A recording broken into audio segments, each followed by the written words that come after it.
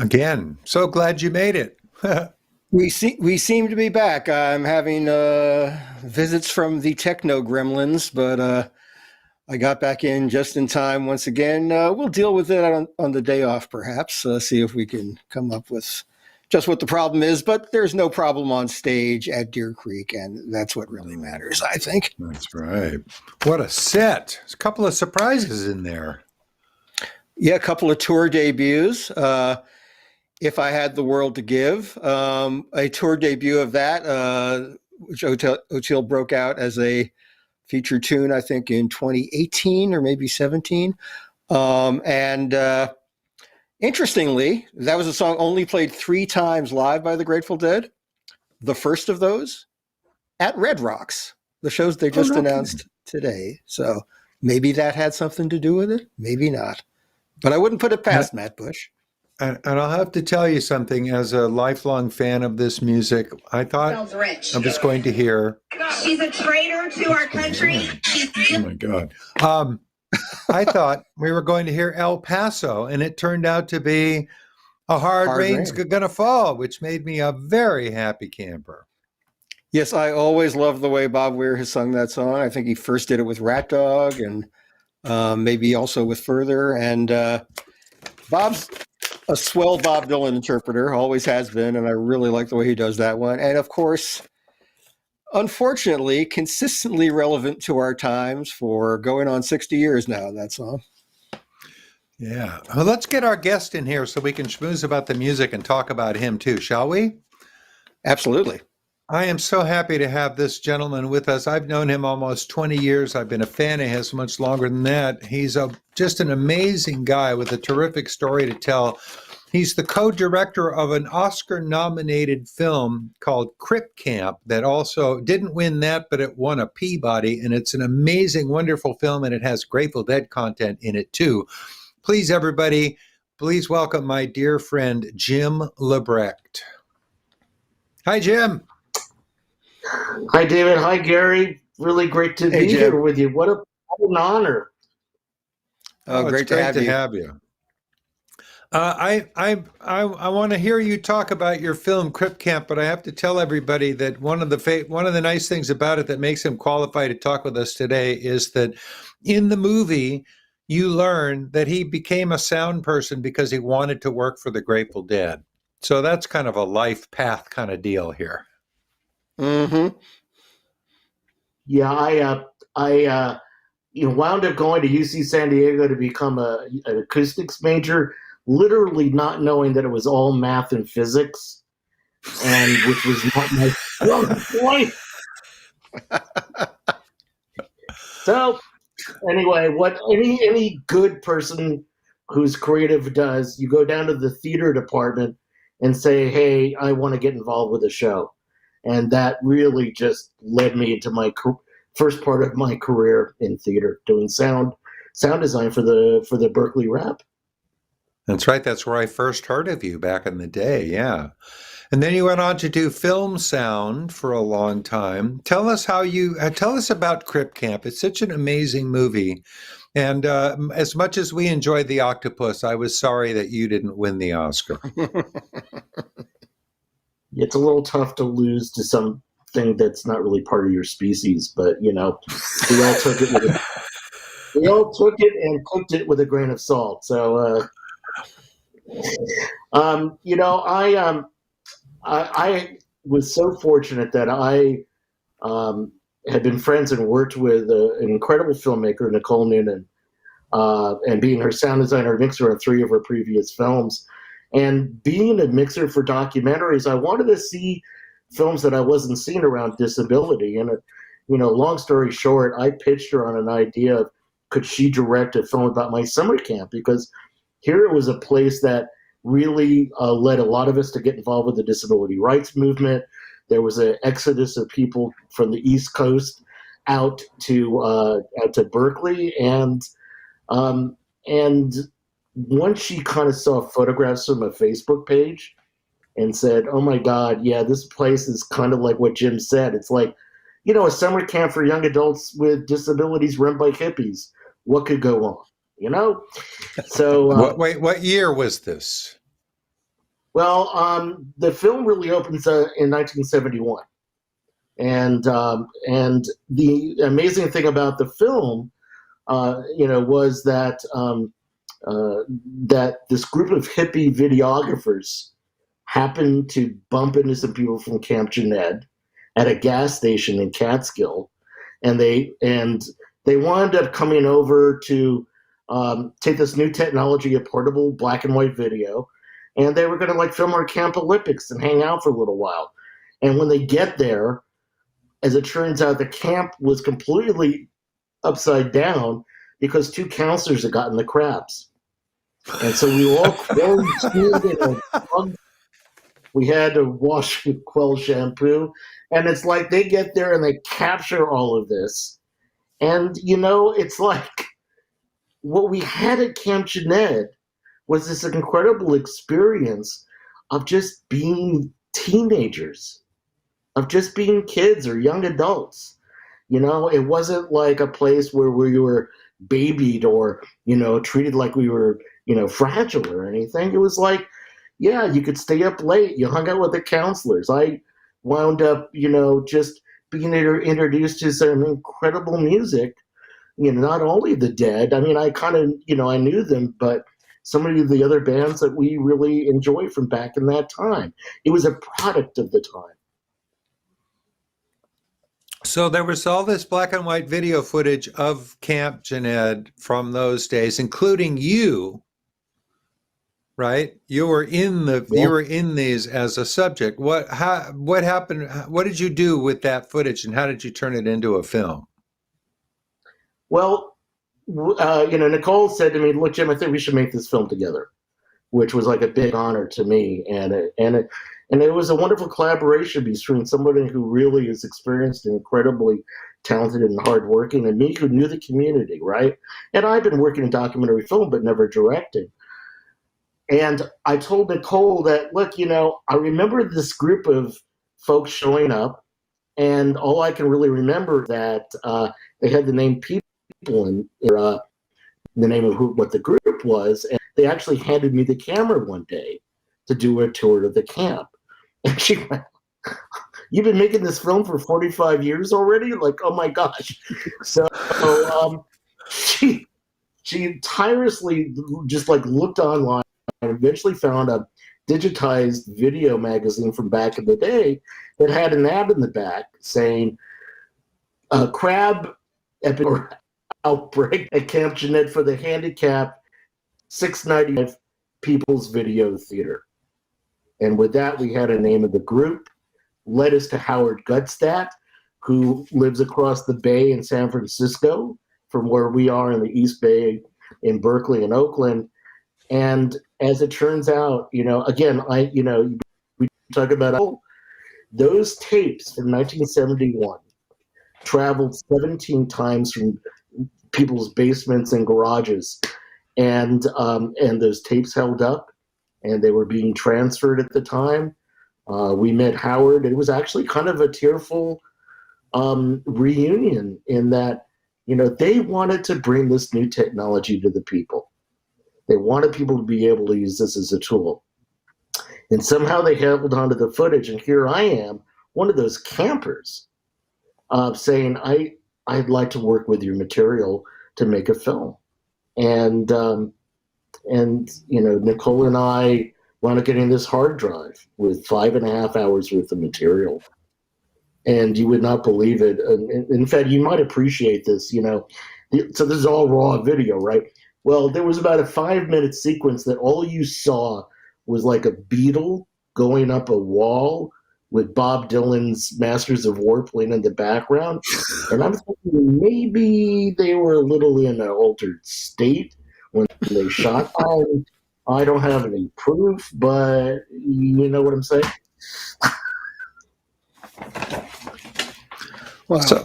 So this collection of people wound up yielding a whole bunch of founders of the disability rights movement over the years. Gary, I'm sorry to have interrupted you, but Well, you sort of led right into my thought about the disability rights movement, Jim. One of the one of the fronts on which disability rights are fought for is access at places that you frequent as a concert goer and that you work in as a theater technician. That has been a big issue for people, who like to go to concerts, who like to go to theater. Many theaters are very archaic buildings, some dating back to the 19th century, and getting those buildings adapted to the modern needs of people is really a linchpin of the movement, isn't it? Well, it is. I mean, and I've seen I'm 65 years old, and I've seen a lot. So when I was a teenager, I just missed Fillmore East, because I grew up in the suburbs in Westchester, just north of the city. But I went to the Academy of Music a lot on 14th Street in Manhattan, and it used to be that I could just get a ticket for the balcony, and they'd let me sit at the bottom of the aisle in orchestra, kind of in front of the speakers. But I saw just an amazing group of people in the early 70s, like Quicksilver and even Mark Allman Band, which was one of my favorite groups from the time. Anyway, so eventually, when I moved out to the Bay Area, it was still a little bit tough at times to really get a good view where people weren't just standing out in front of you. But Bill Graham Productions started putting a platform, usually in the back of the hall, for wheelchairs. So I remember being in the Oakland Coliseum, and there was this platform with a ramp, a little scary ramp, but it was a ramp going up to this platform with a whole bunch of folks using wheelchairs. So we were up above people, and we could see really well, and the sound was pretty good there. But it was a little bit kind of those games where you have to slide the thing around to get the numbers to go in the, somebody had to move this way to get the wheelchair up that way, or come out and move. And, but it was, and I always maintain that if you're at a party and you're trying to find the best marijuana, I would say look for somebody who uses a wheelchair. I'm not saying we all get stoned all the time, but back in the day, that was usually. So it was a great, it was really great. And nowadays things are a lot better in regards to really inclusive seating. And Shoreline is a great place for that, and some of the other venues. And I know people worked hard to get Red Rocks to be better for people who use wheelchairs. I need to interrupt for just a moment to remind people of a couple of things. One of them is that Jim Lebrecht, our guest today, is the co-director of an amazing film that I want you to see called Crip Camp. It won a Peabody Award, was nominated for an Oscar. It's a fabulous, wonderful, deep story about a bunch of people who had a great summer and then went on to do important things later in their life. And we'll come back to that in a second, but I also have to tell you that we're offering you, through Nugsnet here, a free preview of set 2 of the Dead & Company show that's going to begin in a few minutes. And if you're watching this on YouTube and you like what you see, they would like you to go to livedead.co, where you can sign up to buy the feed. You can buy the entire season of Dead & Company and go back and watch the shows you've missed. There are audio-only downloads available in a great variety of formats. There's a subscription program. There's lots of stuff that Nugs.net wants you to see at livedead.co. And we want you to watch all of these Dead Air with Lambert and Gans programs that happen in between the sets. But we also want you to really, really enjoy Dead & Company as we are doing, and subscribe to Nugs.net. David, can I jump in here with another question for Jim? It kind of relates to this. David and I are constantly I didn't get that. Try tapping above. She didn't get that. Well, let me try to explain it to her. I'm hearing we have voices. too many. We have too many gadgets in this world is our problem, but we like the gadgets that let us get this music in such high definition and all that. And I wanted to ask you, Jim, when we talked this afternoon, you were mentioning having been to an amazing Grateful Dead Wall of Sound show at the Roosevelt Stadium that I was at as well, 1974. And I would imagine some of your passion for learning audio and all that was fired by the Grateful Dead being such an integral part of moving the standard of music technology forward and sound systems and all that. I have to tell you folks, so I was to Roosevelt State, I'm rolling around in my wheelchair, right? On the playing field. And there's the wall and sound. And sometime during the show, I literally climb out of my wheelchair into the stands. And when I got level with the stage, it was like all of a sudden I was in a studio. Wow. I mean, it was stunning. It was stunning. And for a sound person like myself, it was like one of those moments you just never forget.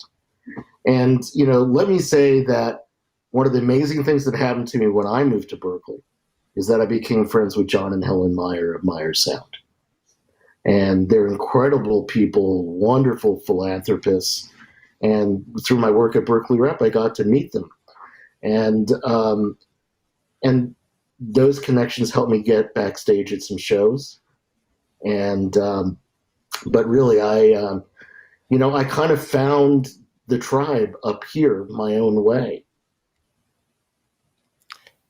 Yeah, you might enjoy, if I could interject one of my all-time favorite Bob Weir one-liners. David's heard this one several times. But at that show at Roosevelt, I was standing backstage with Bob, talking to him, and we were looking up, from below the wall of sound and from behind, and it was kind of twilightish, and it looked like the skyline of a small city, And I said to Bob, man, did you ever think it would come to this? And Bob said, yeah, especially considering when, back in the day, there were times where we'd have to cancel a gig because no one could find an extension cord.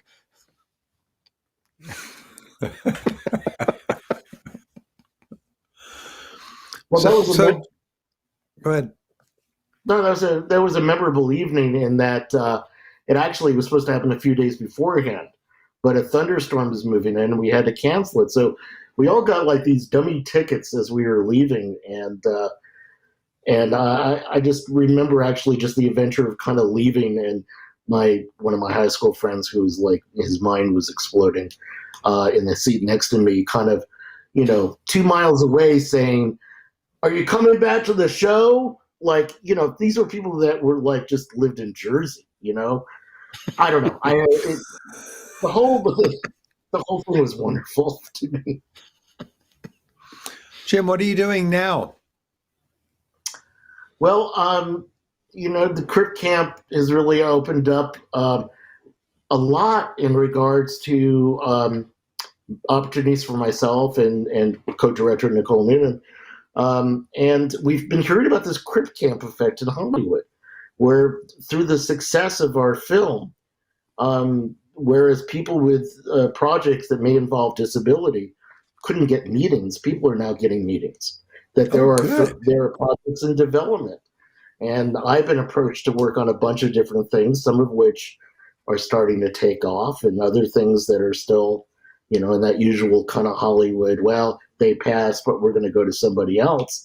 But I really want to be working in narrative television. I want to do comedy. I want, so many of the old tropes around disability are like overcoming your disability, or gee, it's really, I feel horrible and please kill me, like $1 Million Baby or Me Before You. And, these are the kind of stereotypes and tropes that are incredibly harmful because they're inaccurate. But when people from a community make their own films, when they are actually the people that are involved with the artistic process, not only that authenticity brings out amazingly entertaining and good films and television shows.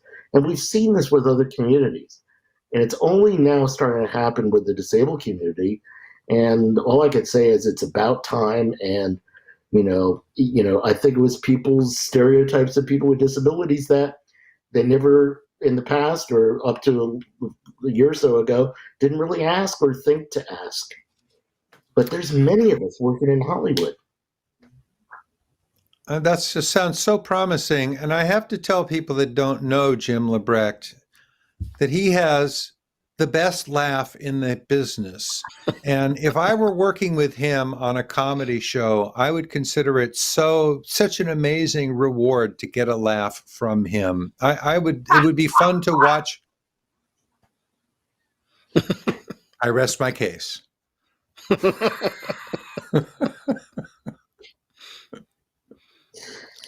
We've been working together for 20 years or so, working on digital audio art, and being in a studio with him is just a real treat. And he really does have that amazing laugh. You only heard like a fraction of it just now, but he's just a wonderful guy to hang out with and work with. And so all the people that get to write a comedy show with Jim Lebrecht are in for a treat, I have to say. I think there could be some, new ground that's covered. I remember a day when David and I were working on one of his songs, and there was a bridge, and I said, David, what about putting geese in here, flying overhead? And we have a good working relationship, and he went, I put in some geese, and it just felt right. And that's what I love about. I love the experimentation that I got to learn from the Grateful Dead, and the ability to try things, right? And you don't know whether it's going to work necessarily all the time, but that effort and that risk and that jump sometimes yields things that just gives you goosebumps. And that same improvisational spirit from the Grateful Dead informed my decision when he said, I think this needs geese. I said, sure, why not? And he was right. It needed geese. And, all of us incurable music geeks have watched the state of the art and the ability to experiment increase over the years. And we still marvel at what the Beatles were able to do with a couple of 4-track recorders strapped together. I don't know. I know David and I both enjoyed this series with Paul McCartney and Rick Rubin. Getting under the hood of Beatles songs and, figuring out, this is how we turned a chicken into a guitar, on Good Morning, or whatever, and now in a way it's easier because of digital technology, but I also love the seat of the pants aspect of just, try this on for size. And I love the geese aspect of what you guys are doing. This gentleman knows his way around a Pro Tools rig. And one of the things that happened on one of our songs was that he shoved an acoustic guitar into a filter and it came out sounding like a flute.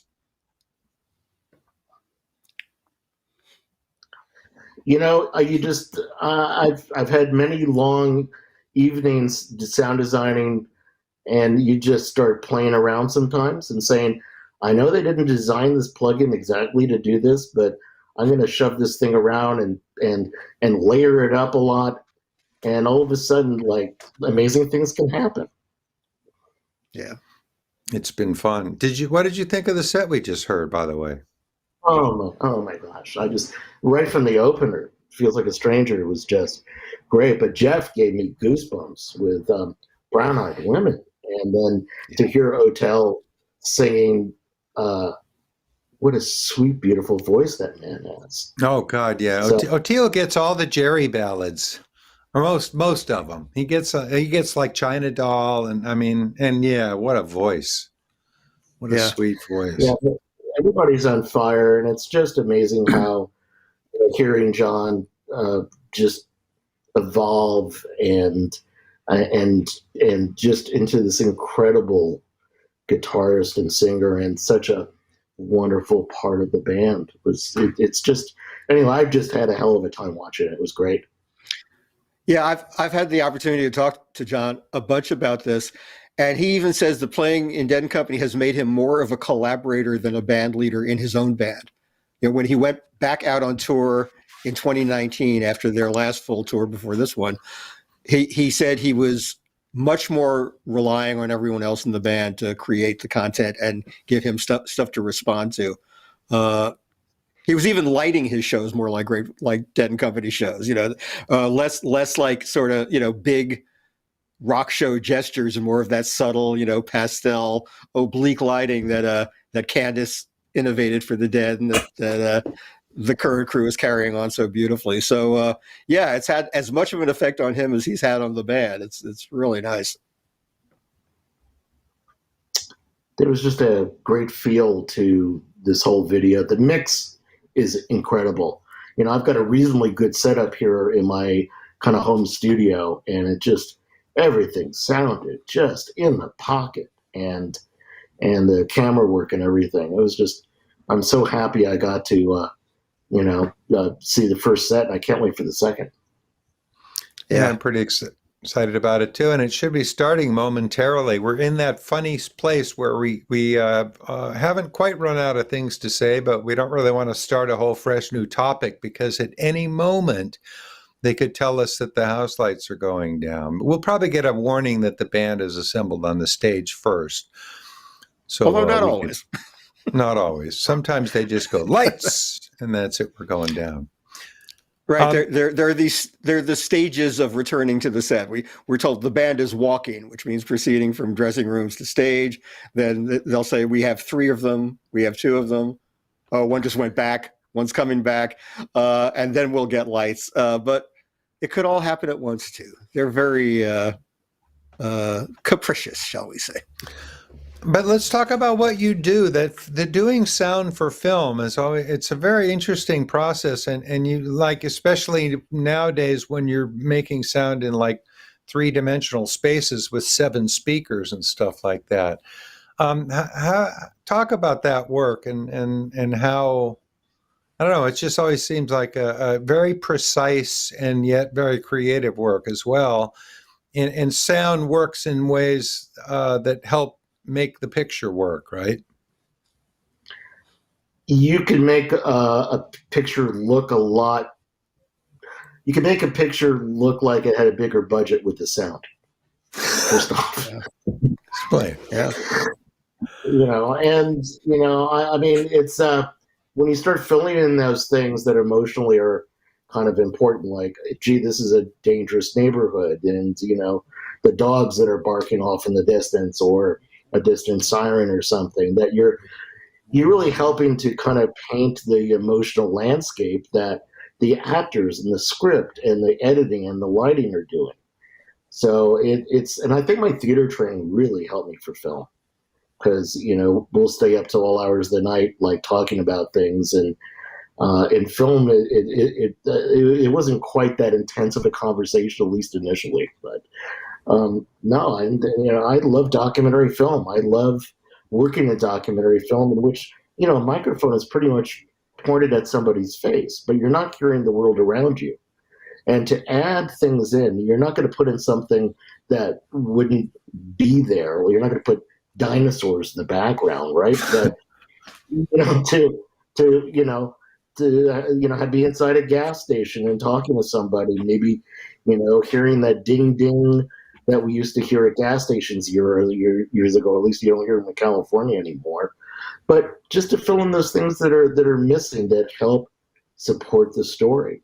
Every sound has an emotion. Every sound has a function. And if you know those things, you can make really smart choices.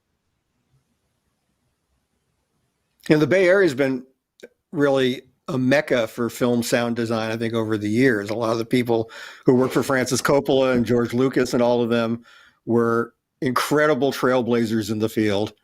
And of course, well, the Star Wars movies are sort of like just absolute overdrive for sound freaks, but much more subtle films have these little details going on, and I love that stuff. I'm an old film freak too, as well as music and theater and all that. So look, I saw Apocalypse Now twice at the North Point in North Beach in San Francisco. Me too. One of the first Dolby Stereo film, right?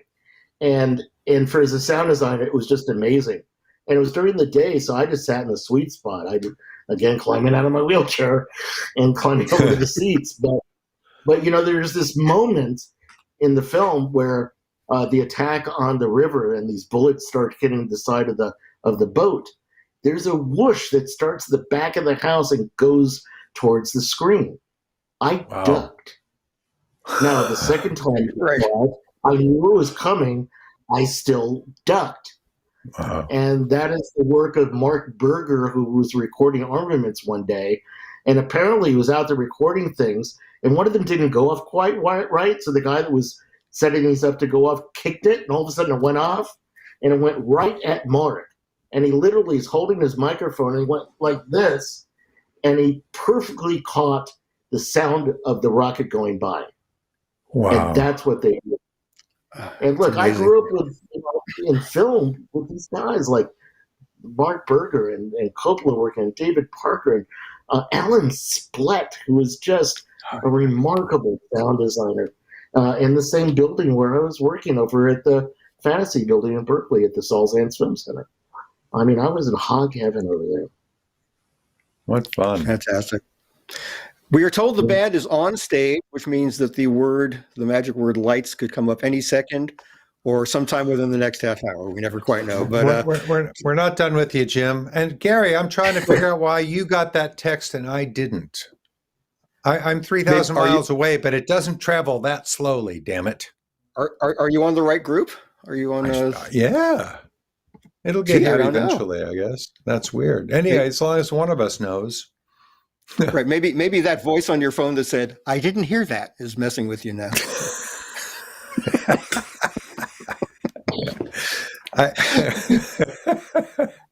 Anyway, hey, Jim, I mean, we could spend an hour with you about film sound, because I'm a huge fan of that, and going back to like what Orson Welles innovated with Citizen Kane and all that. It's a really great history, but we're about to hear some history from the stage of Deer Creek as well.